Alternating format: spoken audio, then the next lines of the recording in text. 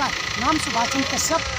आज मैं खड़ा हूँ बागपत जनपद और गाजियाबाद जनपद के बॉर्डर पर, और ये वो बॉर्डर नहीं जो आम बॉर्डर होते हैं, ये वो बॉर्डर है जहाँ पे 2 दिन पूर्व रोंद रूप में जब यमुना आई थी, 45 साल का रिकॉर्ड तोड़ा था।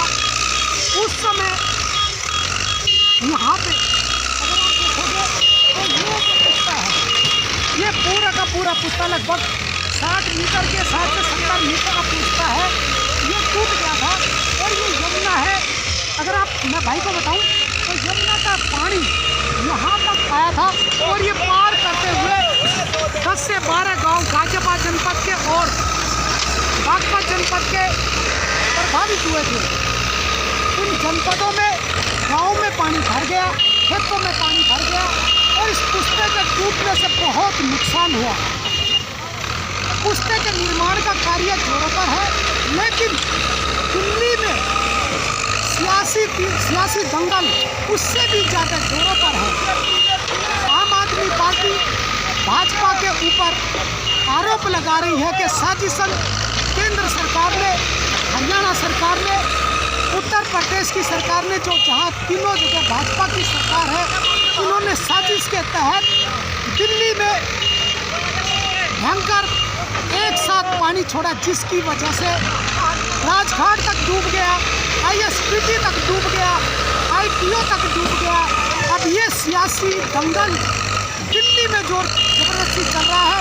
यमुना वापस अपने स्थान पर पहुंच चुकी है, यानी कि अपने भंडार में, जो उनका यमुना मैया का भंडार है, वहाँ पर वापस पहुँच चुकी है। लेकिन सियासी दंगल दिल्ली में अब रोंद रूप यमुना से भी ज़्यादा दिखाने लगा है। एक दूसरे के ऊपर आरोप और प्रत्यारोप शुरू हो चुके हैं। बताना चाहूँगा, लगभग 45 साल पहले 1978 में बाढ़ आई थी और उस समय ये पुस्ता नया बना था और मऊ, बागपत जनपद का मऊ गांव है, वहाँ से पूरा पानी होते हुए लोनी तक का कवर किया था। इतनी भयंकर बाढ़ आई थी।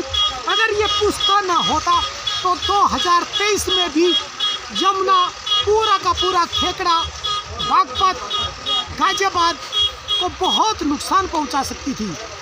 देखना यह है कि जब जांच बैठेगी, जांच होगी कि सियासी दंगल एक दूसरे के ऊपर आरोप प्रत्यारोप करके अपनी वोट बैंक को बचाना चाहते हैं, या फिर वो सच्चे मन से दिल्ली की जनता को, उत्तर प्रदेश हरियाणा के किसानों को बचाना चाहते हैं, उनकी मदद करना चाहते हैं। ये तो आने वाले कुछ समय में ही पता चलेगा।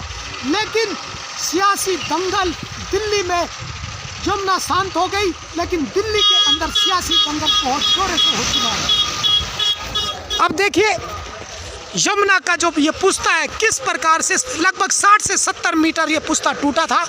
मीडिया वाले बंधु बहुत सारे यहाँ पे आए, सुबह सांसद जी आए, एसडीएम साहिबा यहाँ पे दिन रात एकजुट होकर काम कर रही है, डीएम साहब यहाँ पे आए, उन्होंने बहुत ज़बरदस्त तरीके से बागपत जनपद के डीएम और गाजियाबाद जनपद के डीएम दोनों ने मोर्चा संभाला और इस यमुना की जो ये पुस्ता टूटा, इसको बंद करने के लिए पूरा प्रयास किया। हालांकि उस समय ये पुस्ता बंद नहीं हो सका, लेकिन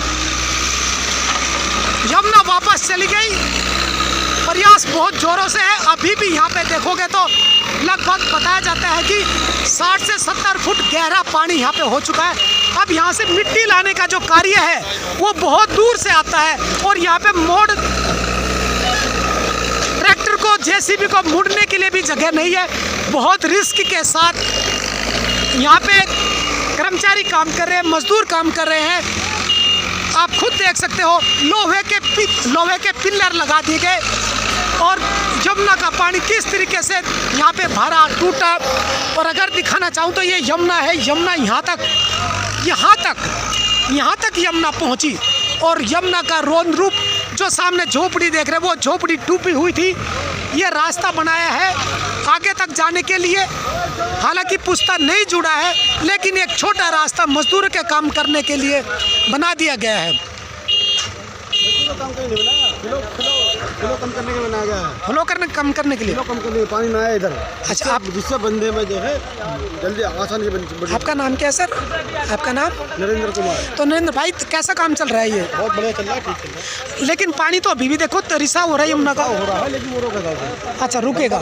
अच्छा अच्छा, तो यहाँ पे कम कर रहे हैं हम, इससे कम कर रहे हैं। अच्छा, पानी का बहाव कम कर रहे हैं। तो देखिए भाई ने बताया कि किस प्रकार से पानी का बहाव कम कर रहे हैं। बड़े बड़े पत्थर देखिए, अब बड़े बड़े पत्थर डाल के यमुना के बहाव को रोकने का प्रयास किया गया, लेकिन यमुना का बहाव नहीं रुका और बहुत बुरी तरीके से आगे तक यमुना का पानी चला गया। 10 से 12 गांव यमुना के प्रभावित हुए हैं।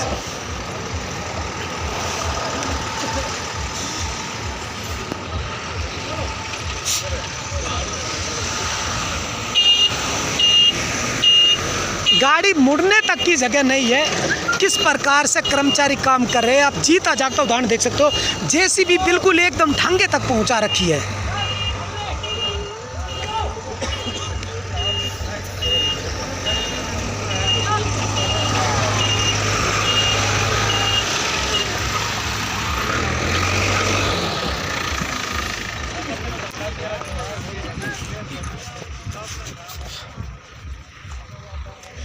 पत्थर, मिट्टी के कट्टे और ट्रक भर भर के मिट्टी लाके इस पुश्ते को जोड़ने का प्रयास किया जा रहा है।